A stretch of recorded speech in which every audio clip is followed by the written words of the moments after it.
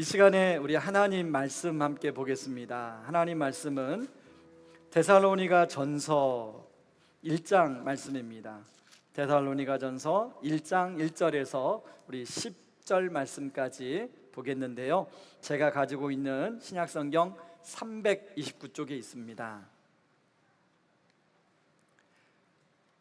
제가 먼저 읽도록 하겠습니다. 바울과 실루아노와 디모데는 하나님 아버지와 주 예수 그리스도 안에 있는 데살로니가인의 교회에 편지하노니 은혜와 평강이 너희에게 있을지어다.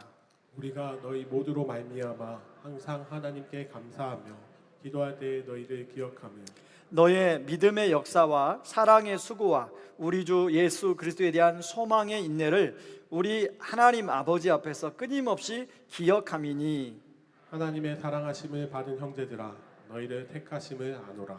이는 우리 복음이 너희에게 말로만 이른 것이 아니라 또한 능력과 성령과 큰 확신으로 된 것임이라. 우리가 너희 가운데서 너희를 위하여 어떤 사람이 된 것은 너희가 아는 바와 같으니라. 또 너희는 많은 환난 가운데서 성령의 기쁨으로 말씀을 받아 우리와 주를 본받은 자가 되었으니 그러므로 너희가 마게도냐와 아가야에 있는 모든 믿는 자의 본이 되었느니라. 주의 말씀이 너희에게로부터 마게도냐와 아가야에만 들릴 뿐 아니라 하나님을 향하는 너희 믿음의 소문이 각처에 퍼졌으므로 우리는 아무 말도 할 것이 없노라. 그들이 우리에 대하여 스스로 말하기를 우리가 어떻게 너희 가운데 들어갔는지와 너희가 어떻게 우상을 버리고 하나님께로 돌아와서 살아계시고 참되신 하나님을 섬기는지와 또 죽은 자들 가운데서 다시 살리신 그의 아들이 하늘로부터 강림하실 것을 너희가 어떻게 기다리는지를 말하니 이는 장래의 노하심에서 우리를 건지시는 예수시니라. 아멘. 사람이 살아가면서 하나님으로부터 많은 축복을 우리가 누리며 살아가는데 그 중에 하나를 꼽으라고 한다면 좋은 사람들을 하나님께서 우리에게 붙여주셔서 같이 함께 더불어 살아가지 않나 생각합니다. 왜냐하면 사람은 누구를 만나냐에 따라서 그 인생이 달라지기 때문에 그렇죠. 아마 여기 앉아 예배 드리시는 모든 분들도 정말로 살아오면서 주변에 좋은 분들을 많이 만나시면서 지금 살아오실 거라고 생각합니다. 제가 제 삶을 돌아보켜 보니까 지금까지 하나님이 정말로 좋은 만남들을 많이 저에게 허락해 주셨더라고요. 무엇보다도 함께 동역하는 아내, 그리고 또 아이들, 그리고 가족들, 그리고 우리 성도님들, 그리고 우리의 동역자들, 또 좋은 스승, 좋은 친구 많이 정말로 만나게 해주셨어요. 그래서 제가 이 말씀을 준비하다가 그 중에 한 분이 떠올라서 제가 카톡을 바로 보냈습니다. 떠오른 김에 당신은 나의 감사 제목입니다 라고 카톡을 보냈어요. 그분이 누구냐면 바로 하늘빛 우리교회 왕재천 목사님입니다. 우리 이 기존 성도님들은 아시겠지만 제가 2003년도에 왕재천 목사님을 처음 만났는데요, 버스 안에서 만났습니다. 칼 세미나라고 제자훈련 세미나에 가서 이제 안성에서 수도 안성 기도원에서 서울에 있는 사랑의 교회까지 가는 그 버스 안에서 이제 한 1000명 정도 목사님들이 모였으니까 가나다 순으로 버스를 앉게 됐습니다. 근데 제가 온이고 왕이다 보니까 우리 둘이 앉게 된 거예요. 그래서 1시간 동안 서울 가면서 이런저런 자기소개도 하고 사역에 대한 이야기도 하고 하는데 뭐가 통하는 겁니다. 그러고 헤어졌어요. 그러고 한 5개월, 6개월 있다가 갑자기 연락이 왔습니다. 본인이 분당 우리교회에서 지금 사역을 하고 있는데 분당 우리교회에 와서 함께 사역할 혹시 생각이 있느냐. 그 당시에 우리 사역자들처럼 제가 전 교회에서 3년을 이제 사역을 하고 새로운 사역자를 놓고 기도할 때였습니다. 그래서 그 계기가 돼서 이제 분당 우리 교회에서 사역을 하게 됐고요, 교회 개척까지 이렇게 하게 됐는데 이게 너무 감사한 거예요. 그랬더니 답장이 뭐라고 오냐면 목사님이야말로 저의 감사 제목입니다 라고 답장이 왔어요. 바로 그러면서 이제 뒤에 달린 내용이 뭐냐면 교회를 개척하고 3년 만에 사모님이 먼저 떠나지 않으셨습니까? 그리고 이제 지금까지 11년 동안 혼자 사시거든요. 혼자 사는 동안 본인을 외롭지 않도록 좋은 친구가 되어줘서 너무 감사하다는 거예요. 월요일마다 이제 사역을 마치고 나면 사역자들이 월요일날 되게 쓸쓸하고 외롭거든요. 근데 월요일마다 제가 불러내서 같이 자전거도 타고 같이 좋은 것도 갖고 맛있는 것도 먹고 그러면서 잘 시간을 이렇게 보냈는데 그게 너무 고맙고 감사하다는 거예요. 그 시간도 이제 얼마 안 남은 것 같아요. 아마 하나님께서 곧 좋은 사람을 만나게 해주지 않을까 생각합니다. 아멘을 안 하시네. 11년 됐잖아. 이제 좋은 분을 만나야죠. 여러분들에게도 그런 분이 있죠? 여러분, 제가 왜 오늘 이 시간에 그런 말씀 드리냐면, 바로 바울이 여러 가지 감사에 대한 얘기를 참 많이 하는데 그 중에서도 사람에 대한 감사 이야기를 많이 해요. 예를 들면 고린도전서 1장 4절에 보면 그리스도 예수 안에서 너에게 주신 하나님의 은혜로 말미암아 내가 너희를 위하여 항상 하나님께 감사하노니, 에베소 1장 16절에는 내가 기도할 때에 기억하며 너희로 말미암아 감사하기를 그치지 아니하고, 이렇게 감사에 대한 이야기가, 사람에 대한 감사한 이야기를 바울 사도가 참 많이 하는데 그 중에서도 로마서 16장에 보면요, 그 마지막에 감사한 사람들에 대한 언급을 정말로 많이 합니다. 그러면서 그분 한 사람 한 사람 언급하면서 자기를 이렇게 도와줘서 감사하고 이렇게 함께 해줘서 감사하다는 얘기를 하고 있습니다. 여러분, 바울은 사역 가운데 바울을 끊임없이 죽이려고 막 쫓아다녔던 사람들도 있고, 바울을 향하여 비방하는 사람들도 있고, 바울을 막 못살게 구는 사람들도 많았지만, 바울이 사역 1차, 2차, 3차 전도여행 속에서 참 좋은 사람들 많이 만나게 해주신 것 같아요. 특별히 그 가운데 데살로니가 성도들은 좀 바울에게 특별했던 것 같습니다. 데살로니가 1장 2절에 보니까 이렇게 나와요. 제가 세번역 성경으로 읽겠습니다. 우리는 여러분 모두를 두고 언제나 하나님께 감사를 드립니다. 우리가 기도할 때에 여러분을 기억하고 있습니다.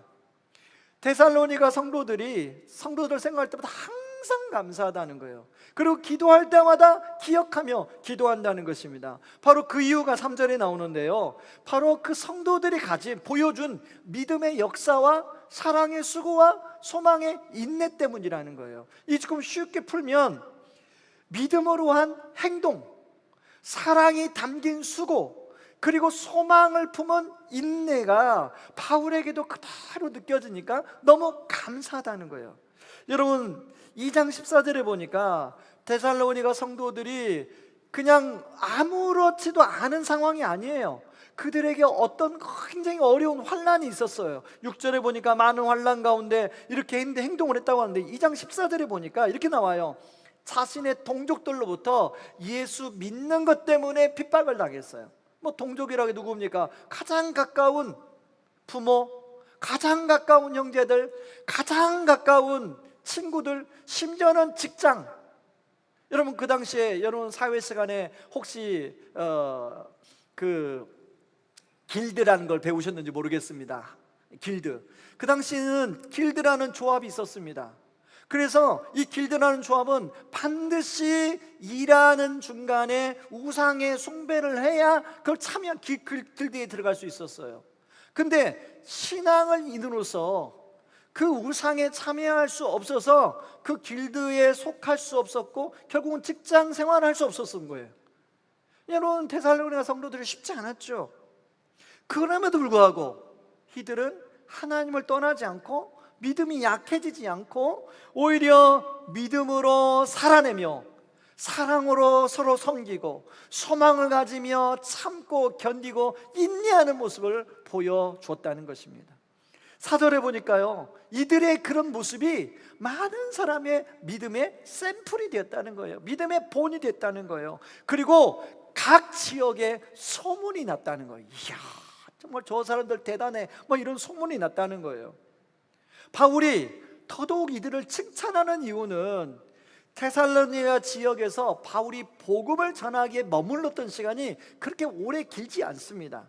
여러분 사도행전 17장을 한번 성경을 한번 보실래요? 여러분 17장에 가면 바울과 실라와 디모데가 이제 데살로니가 지역에 가서 복음을 전한 내용이 나와요. 이제 복음을 전하니까 헬라인들 중에 또 많은 귀부인들이 예수를 믿게 돼요. 그런데 그것을 보고 유대인들이 시기해가지고 불량배들을 동원해서 바울과 실라를 디모데를 못 견디게 합니다. 결국은 야밤에 도망 나올 수밖에 없었어요. 그러니까 데살로니가 지역에서 얼마 못 있었어요. 그렇게 빠져나와 가지고 베레아를 거쳐서 고린도에 가서 복음을 전하는데요, 고린도에서는 1년 6개월을 복음을 전합니다. 그러니까 고린도의 1년 6개월에 비해서 이 데살로니가는 정말로 한 며칠 혹은 몇 주 정도밖에 거기서 복음을 전하지 못했던 곳이에요. 그러니까 바울은 늘 아쉬웠어요. 과연 데살로니가 성도들이 복음을 받아들이고 신앙생활은 잘 하고 있나? 그때 그 김집사가 또 뭐 박집사가 또 송집사가 신앙생활 잘 하고 있나? 그냥 제가 이름을 붙여본 거예요. 그게 궁금한 거예요. 그래서 디모데를 보냈습니다. 디모데야, 가서 데살로니가 우리가 복음을 전한 성도들이 신앙생활 잘하고 있는지 좀 돌아보라고. 디모데 가보니까 의외로 생각보다 그분들이 믿음의 뿌리를 내리고 어려운 가운데서도 서로 섬기며 그렇게 소망을, 예수님에 대한 소망을 붙들고 신앙생활을 하고 있는 것을 보게 된 거예요. 그래서 디모데가 와서 바울에게 이야기해 준 겁니다. 바울 사도님이요, 걱정하지 마세요. 어느 교회보다 훨씬 더 데살로니가 성도들이 신앙생활을 너무 잘하고 있습니다. 믿음 생활을 너무 잘하고 있습니다. 그들의 믿음이 많은 사람들에게 막 아가 지역에 퍼져서 본이 되고 있습니다. 이런 소식을 전하는 거예요. 그러니까 바울이 얼마나 그거 듣고 기뻐요. 그래. 그러면서 데살로니가 성도들을 향하여 편지를 쓰면서 너희들은 나의 감사 제목이다 라고 편지를 쓰고 있는 것입니다.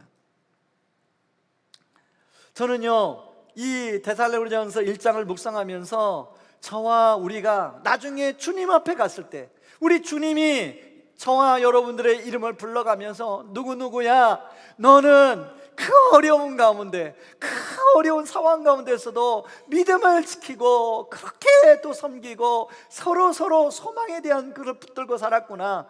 너는 정말로 나의 감사 제목이다. 다 이런 말을 듣기를 주님의 이름으로 축복합니다. 그런데요, 제가 이걸 묵상하다가 과연 그렇게 감사의 제목으로 불리는 것이 쉬웠을까? 이런 생각을 들었다가 누가복음 8장에 나오는 씨 뿌리는 비유가 생각이 났습니다. 여러분, 누가복음 8장에 보면 농부가 이제 밭에 씨를 뿌립니다. 그 씨를 쫙 뿌리는데 어떤 씨는 길가에 떨어지고 어떤 씨는 돌밭에 떨어지고 어떤 씨는 가시떨기에 떨어지고 어떤 씨는 추운 땅에 떨어져요. 여러분 다 아시잖아요. 뭐 신앙생활 조금 하신 분들은 아마 씨 뿌리는 비유에 대해서 다 들어보셔서 아실 텐데, 거기는 씨는 하나님의 말씀입니다. 농부는 주님이에요. 그리고 밭은 우리의 마음 상태예요. 그런데 길가에 뿌려진 씨는 사탄이 와서 금방 하나님의 말씀을 빼앗아가 버려요. 여러분 아셔야 돼요. 사단은 하나님의 말씀이 우리 안에 심겨져서 우리를 변화시키고 우리를 하나님의 사람으로 만들어가는 걸 가장 싫어하는 게 사단이에요. 그래서 이렇게 주일날 말씀을 듣고 가면 사단이 득달처럼 달려들어서 여러분에게 심겨진 말씀을 다 빼앗아가요. 길가밭이 그렇다는 거예요. 그런가 하면 돌밭은 말씀을 받을 때 아멘으로 받아요. 그렇게 살아야지. 저 말씀이 맞구나. 이거 살아봐야지. 근데 이제 바로 예배 끝나고 나가게 되면 주차장에서부터 막 서로 뭐 차를 이따인 식으로 됐니 하면서 막 그때부터 말은 안 하겠지만 마음의 부글부글부터 시작해서 막 온갖 어려움들이, 말씀이 뿌리를 내리지 못하도록 방해하는 어려움들이 생기는 거예요. 직장 월요일날 직장에 가고 이제 사업장에 가고 가정에 돌아가면 막 애들이 막 옷을 저기다 던지고 저기다 던져놓고 막 설거지도 만큼 쌓여놓고, 저희 집 모습이라고 생각하지 마세요. 아무튼 그런 거예요. 그런가 하면 가시떨기밭도 말씀을 잘 받아요. 근데 온갖 세상 걱정, 염려, 그리고 어떤 향락, 이런 유혹들이 막 들어와서 말씀이 자라지 못하게 하는 거예요. 근데 좋은 땅은 어떻습니까? 좋은 땅. 여러분 누가복음 8장 15절을 같이 한번 읽어보겠습니다. 같이 읽습니다. 좋은 땅에 있다는 것은 착하고 좋은 마음으로 말씀을 듣고 지키어 인내로 결실하는 자니라. 예, 좋은 땅은 먼저 착하고 좋은 마음으로 말씀을 듣는 거예요.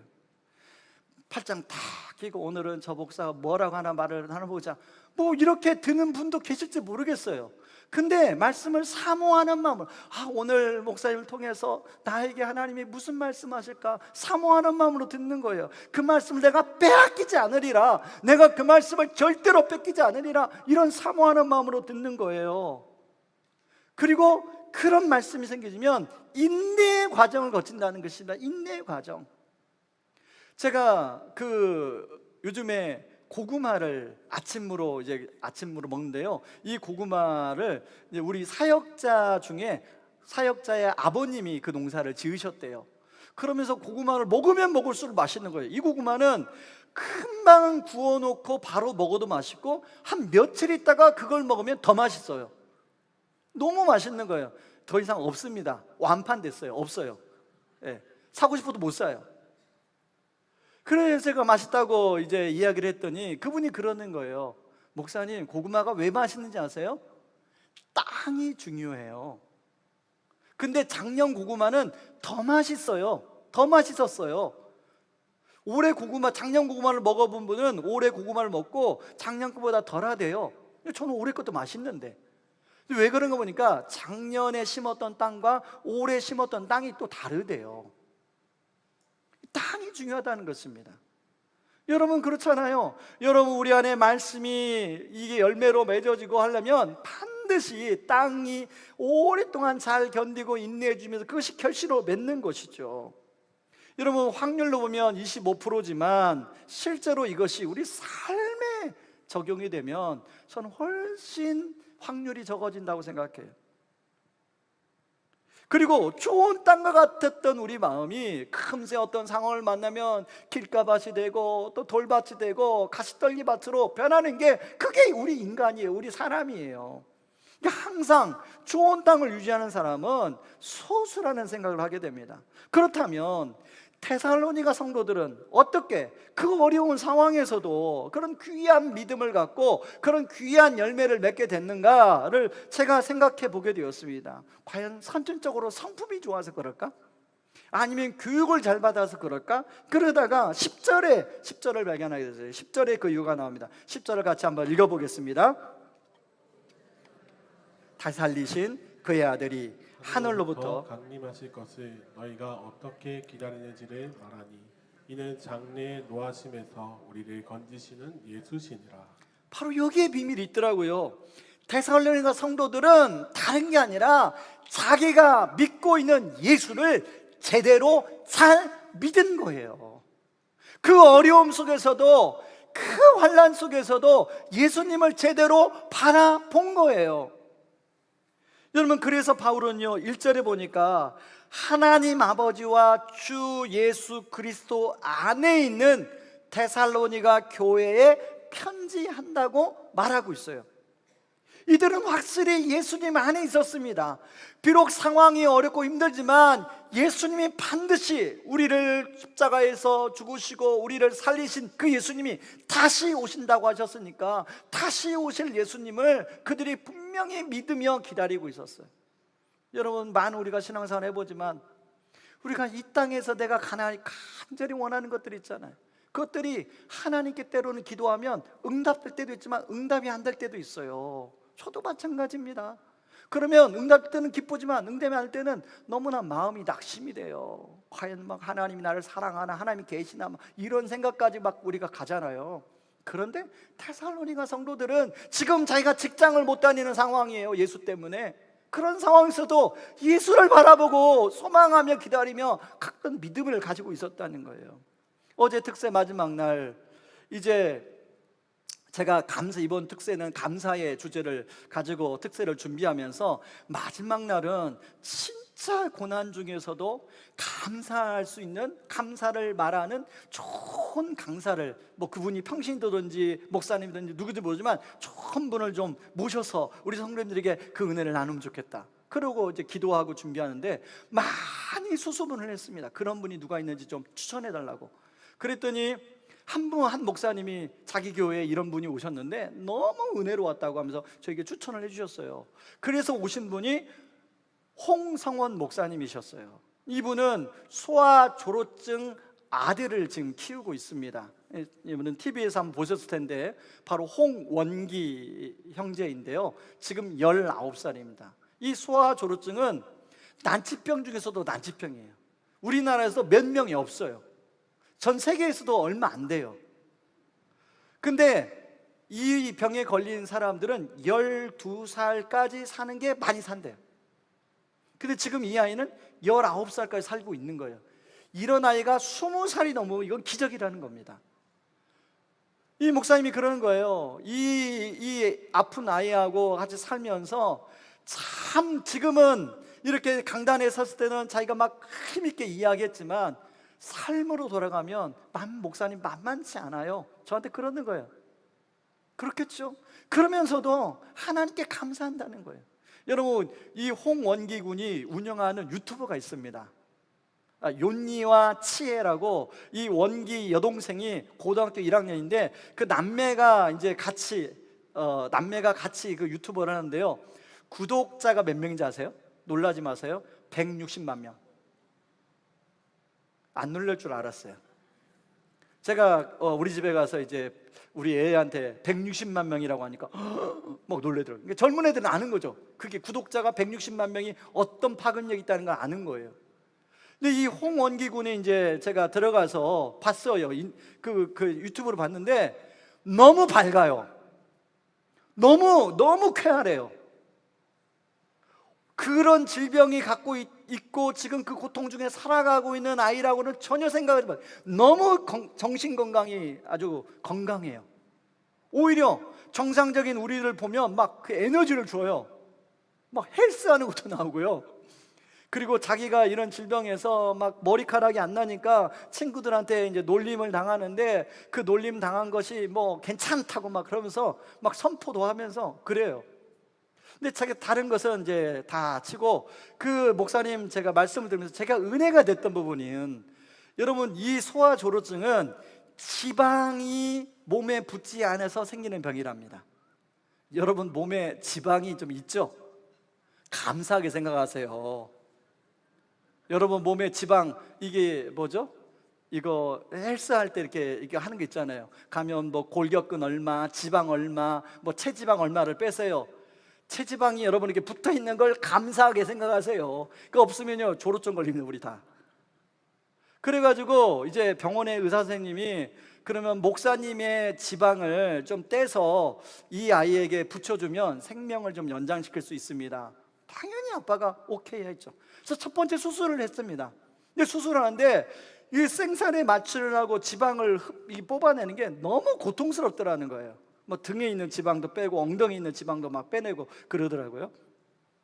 그리고 어쩌지 해가지고 첫 번째 수술을 했답니다. 근데 좀 한참 있다가 이제 그게 지방이 다 부족해가지고 또 두 번째 수술을 해야 된다는 거예요. 그래서 이제 의사 선생님한테 혹시 제 것도 잘 맞지만 저희 아내도 지방이 많습니다. 이번에는 저희 아내 걸 좀 하면 어떻겠습니까? 그때 의사 선생님이 아니, 첫 번째 아버님 거 했으니까 두 번째도 아버님 거 하시면 좋겠다고. 그래서 이제 두 번째 수술을 하는데요, 첫 번째 고통이 너무 심해가지고 두 번째는 정말로 두려웠대요. 아니나 다를까 지방 그 수술을 하는 가운데 혈압이 200까지 올라가고요, 막 숨이 안 쉬어져 가지고 가까스로 그 수술을 하게 됐다는 것입니다.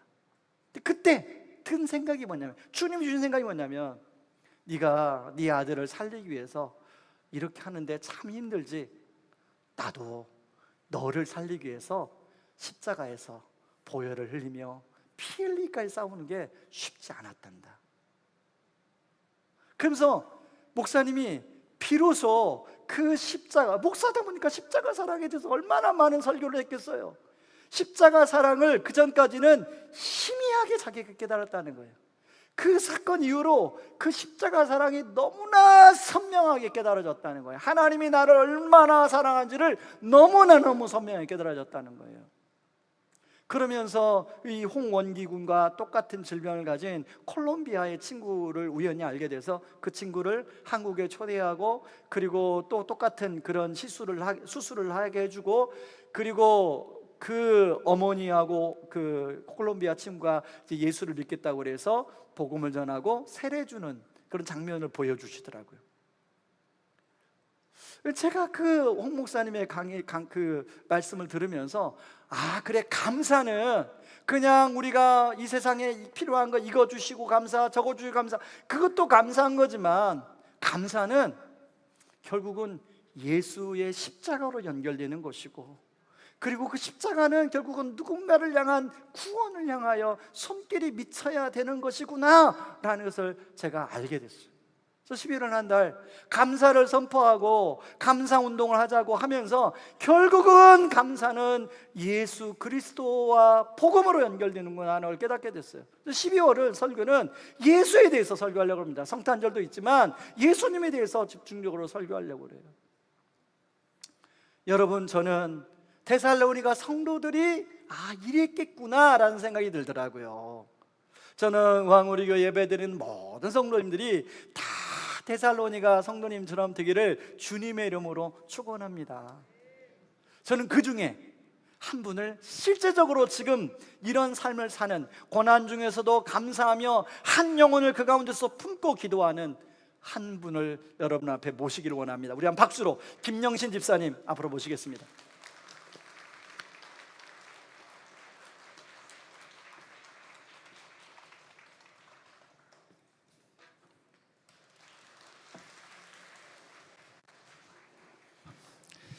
네, 부끄럽습니다. 너무 거창하게 소개해 주셔서. 네, 제가 말을 잘 하는 사람은 아니어서 써온 걸 읽도록 하겠습니다. 그가 예수님이 채찍에 맞음으로 우리는 나음을 입었도다. 아멘. 네, 할렐루야. 안녕하세요. 의왕우리 교회와 성도님들께 큰 빛을 진 김영신입니다. 아직 고난의 터널을 지나는 과정 가운데 있지만 순종하는 마음으로 이 자리에 섰습니다. 저와 아내는 2011년부터 의왕우리교회 다니기 시작했고, 순원의 삶으로 계속 섬김만 받다가 좀 뒤늦게 훈련을 받고 작년 2023년에 부부 다락방 순장으로 섬겼습니다. 1년간 순장을 하면서 복음 안에서 깊어지는 경험, 복음으로 순원분들이 변화되는 모습들을 지켜보는 은혜를 누렸습니다.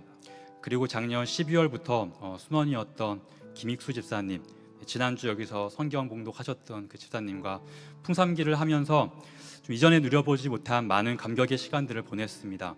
제가 봐도 제가 변화되고 있었고, 따름이 그 집사님도 많은 변화가 느껴질 정도였습니다. 그렇게 풍삼기 정확히 절반을 지나던 올해 2월에 가슴에 있던 작은 통증의 원인을 찾다가 정밀검사를 받게 되었고, 폐암 4기 판정을 받게 되었습니다.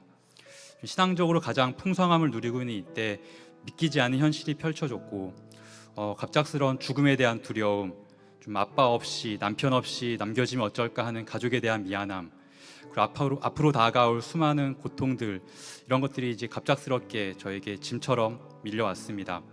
좀 시간상 다 이야기해드릴 수는 없지만 항암의 과정은 쉽지만은 않았습니다. 총 6번의 항암 한 사이클을 마치고 지난 9월 말에 폐와 뇌 검사를 진행하고 10월 초에 진료를 받는데 좀 상황은 더 심각해져 있었습니다. 좀 당시 컨디션이 많이 좋아서 긍정적으로 나올 것 같다 기대했는데, 뜻밖에도 폐, 척추, 기존 암은 더 커져 있었고 뇌와 림프절에도 새로 전이된 상태였습니다. 그리고 담당 교수님은 이제 저와 아내에게 곧 최악의 상황이 올 수 있으니까 마지막을 준비하십시오라는 일종의 사형 선고까지 저희에게 내렸습니다. 그리고 이제 계속해서 이 암은 희망을 가지면 안 되는 고약한 암이고 약으로 날 수 없다고, 또 그 다음 주에 가니까 아직 상황을 잘 모르시나 본데 치료해서 나을 수 있는 병이 아닙니다 라며 이렇게 확인 사살까지 했습니다.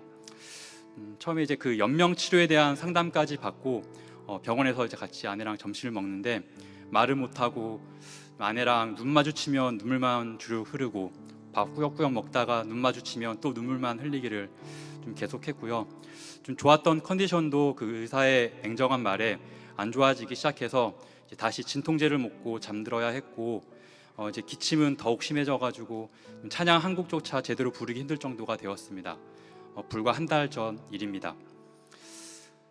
그때 저를 일으켜 세운 건 말씀 속에 있는 여호수아와 갈렙의 신앙이었고, 그리고 우리 성도님들의 기도와 사랑이었습니다. 어마어마한 현실의 장벽 앞에 주저앉아 포기하려는 10명의 정탐꾼처럼 될 것인가, 아니면 믿음의 눈으로 하나님의 약속을 붙잡은 여호수아와 갈렙이 될 것인가, 나는 하나님의 말씀을 의지하는가, 아니면 의사의 말을 의지하는가. 정답은 의외로 간단했습니다. 의사는 단순히 PET 결과만 보고 팩트만 이야기하지만, 나의 주 나의 하나님은 내 모든 걸 아시고 저를 창조하셨고 지금까지 저의 삶을 인도하셨고, 또 이 병은 죽을 병이 아니라고 정확하게 말씀하신 분이십니다. 저는 하나님의 말씀을, 약속을 의지하기로 다시 결단했고, 감사와 기쁨을 절대 빼앗기지 않기로 선택하니까 죽음의 두려움은 사라지기 시작했습니다. 말씀이 제 속에 들어가니 제 영이 살아나는 것을 경험했고, 또 영이 살아나니 몸이 조금씩 회복되는 것도 느껴졌습니다. 저는 처음 말씀드린 대로 큰 빚을 진 사람입니다. 살면서 이토록 큰 사랑을 받아본 사람이 정말 몇 명이나 될지 모르겠습니다. 정말 제가 무엇이기에 하나님은 정말 사랑을 쏟아 부어 주시는 건지 모르겠습니다. 누군가 힘들다고 아프다고 할 때 잠깐 기도한 게 그게 전부인 저희인데, 저보다 더 간절히 기도하시는 교회 분들을 볼 때마다 정말 깜짝 놀랍니다. 그리고 저를 위해 기도하시면서 본인이 살아나고 있다고, 본인이 살아났다고 감사하다고 저에게 고백합니다. 그리고 우리 교회가 살아나고 있다고 하십니다. 또한 누군가를 위해 이렇게 간절히 기도한 적은 처음이라고 하신 분이 한두 분이 아닙니다. 다락방에서 저의 심각한 상황을 나누고 기도할 때 좀 남자 집사님들은 저보다 더 꺼이꺼이 우십니다. 저희 다락방은 남자 집사님들이 더 많이 우십니다. 가장 힘든 순간 함께 울어주는 분들이 계시다는 게 얼마나 큰 힘이 되는지, 그리고 그 눈물은 정말 회복의 시작이라는 것을 이제서야 배웁니다. 그 의사 선생님의 그 말을 듣고 이제 힘든 시간 일주일을 보내고 있을 때 천사 헌금과 한 통의 편지를 받게 되었습니다. 편지에는 이렇게 줄여서 말씀드리면, 하나님의 영광을 우리 교회가 함께 보게 되기를 소망하며 이 일을 시작하신 하나님께서 반드시 이루실 것이라는 내용이었습니다. 하나님께서 천사를 통해 저희 부부에게 말씀해 주시는 것 같았습니다. 아무것도 보이지 않는 현실 속에서도 저희 부부는 하나님의 일하심을 믿고 일어설 수 있었습니다. 그리고 주일마다 저에게 오셔서, 아까도 오셨는데 계속 기도하고 있으니 힘내라고 말씀해 주시는 권사님 부부가 계십니다. 이제 아내가 새벽 예배 나가기 시작했는데 그분들이 제일 먼저 오셔서 기도하고 계신다고 이야기해 주셨습니다. 그 기도하고 있다는 말이 그냥 말이 아니라 실제 삶인 것입니다. 그렇게 기도해 주시는 분들이 지금 여기에 셀 수도 없이 많은 계십니다. 그 기도뿐만 아니라 정말 생각하지 못한 놀랍고 다양한 방법으로 저희 가족을, 저희 아이들을 돕고 섬겨 주셨습니다. 하나님은 감당할 만한 시험을 주시고 또한 피할 길을 내신다고 하셨는데, 저는 교회 성도님들의 사랑으로 이 시험을 감당하고 있고 힘겨움을 피할 수 있었습니다. 많은 분들의 저를 위해 기도해 주신 결과인지 최근에 제 몸이 조금씩 달라지고 있습니다. 가끔 이렇게 떼굴떼굴 구를 정도로 통증이 심했는데 지금은 통증은 거의 없고요. 기침도 정말 심했는데 지금 기침 전혀 안 하잖아요. 기침도 거의 그쳤고요. 또 특세에 오신 분들은 알고 계시겠지만 이번 목요일에 뇌로 전이된 작은 종양을 제거하는 수술을 하러 갔습니다. 그래서 오전에 MRI 검사하고 이제 결과를 기다리는데 선생님이 오셔서 전에 보였던 종양이 깨끗하게 사라져서 수술 안 하고 집으로 돌아가라고 정말 기적과 같은 일을 맛보았습니다. 의사 선생님은 바꾼 항암약이 효과가 있는 것 같다 많이 놀란 눈치셨습니다. 물론 그럴 수도 있겠지만 저는 압니다. 많은 분들의 중보 기도에 대한 하나님의 응답이라는 것을요. 저와 같은 환자는 항암약을 바꾼다고 해서 갑작스레 좋아지는 경우가 별로 없거든요. 조금씩 좋아지는 이 시점에서 정말 하나님은 살아계시고 수많은 기도가 기적을 일으킨 것이라고 저는 제 담당 교수님께 말씀드리고 싶은데 정말 가장 드라마틱한 순간을 위해서 아껴두고 있습니다.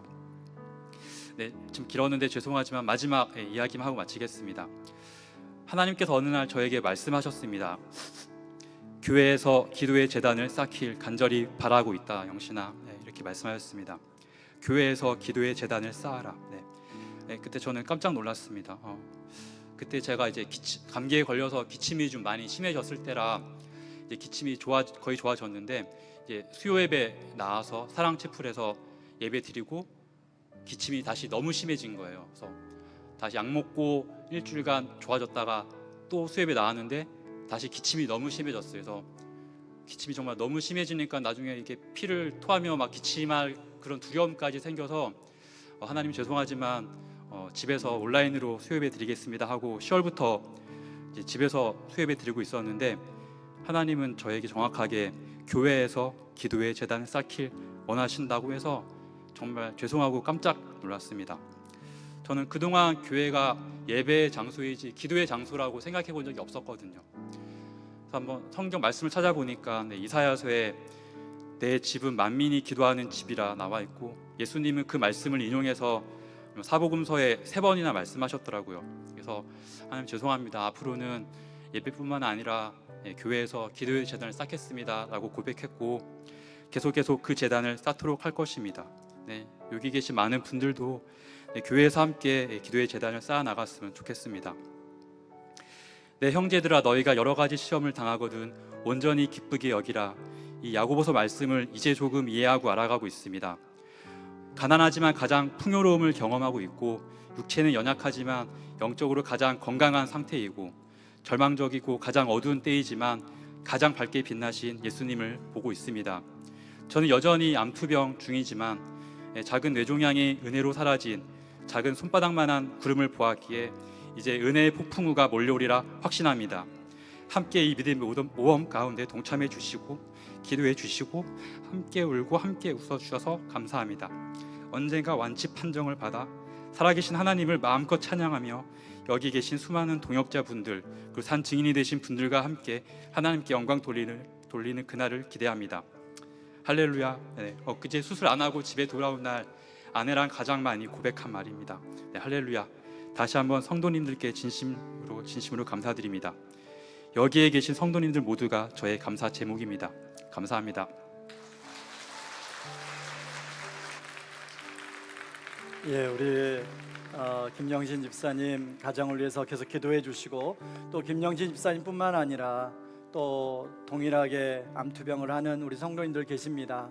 그리고 여러 가지 어려움 때문에 또 계속 기도가 필요한 가정들이 있습니다. 함께 기도해 주시고 우리 모두가 정말로 하나님 앞에 그렇게 감사의 제목이 될 수 있기를 바랍니다. 오늘 시간이 너무 많이 흘러서 우리 찬양은 우리 그 자리에서 한번 다 같이 일어나서 찬양은 우리 생략하고요, 반주에 맞춰서 우리 같이 기도하기를 원합니다.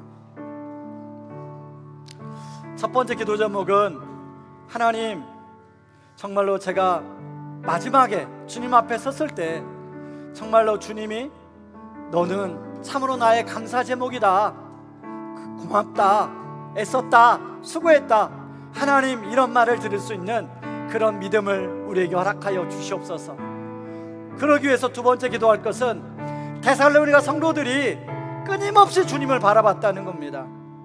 길가의 상황, 돌짝밭의 상황, 가시떨기밭의 상황 속에서도 바로 주님을 바라볼 때 우리는 비로소 좋은 땅이 될 수 있는 거예요. 하나님, 내가 어떤 상황에서도 주님을 바라볼 수 있는 그런 은혜를 주시옵소서. 세 번째 기도는 우리 김영신 집사님과 그리고 많은 우리 교회의 병환자들을 위해서 또 이런저런 기도가 필요한 가정들을 위해서 같이 기도할 때 같이 한번 기도하며 갑니다. 같이 기도하겠습니다.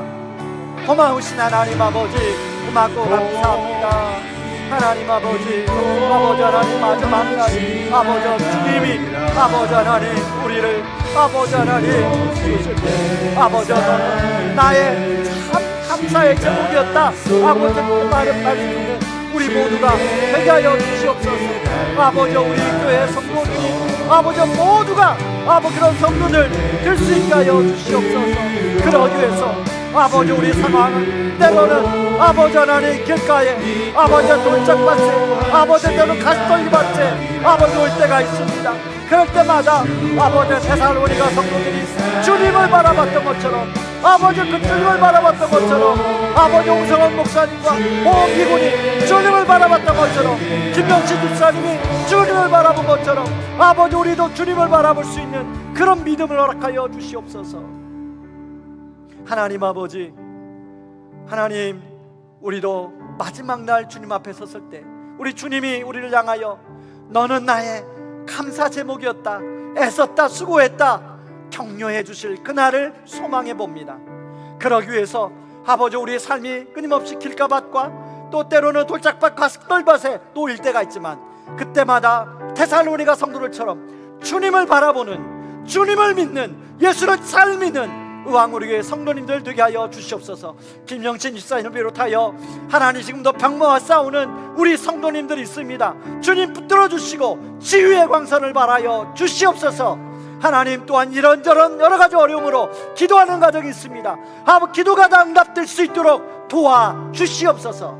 이제는 많은 죄 가운데서 우리를 구원하신 우리 주 예수 그리스도의 은혜와 그 크신 하나님의 사랑하심과 성령 하나님의 위로 충만하심의 역사가 데살로니가 성도들처럼 믿음의 역사와 사랑의 수고와 소망의 인내를 아버지 기꺼이 감당하기를 원하는 우왕 우리 예배드릴 모든 성도님들 위해 이제로부터 영원토록 함께 계시기를 주님의 이름으로 축원하옵나이다. 아멘.